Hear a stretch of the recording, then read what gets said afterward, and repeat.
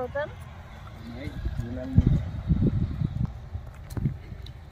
नमस्कार मित्रांनो, मी आज धानोरा तालुका नांदुरा जिल्हा बुलढाणा या भागामध्ये आलेलो आहे. डॉक्टर माने यांच्या शेतामध्ये डॉक्टर साहेबाची आई पूजा करत आहे पॉईंटची. आपण या ठिकाणी पॉईंट केलेला आहे.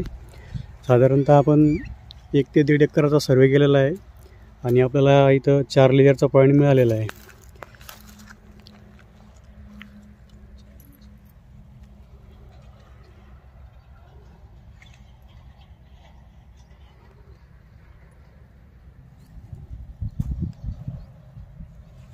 गरम करून राहिले का आज येते का मग काय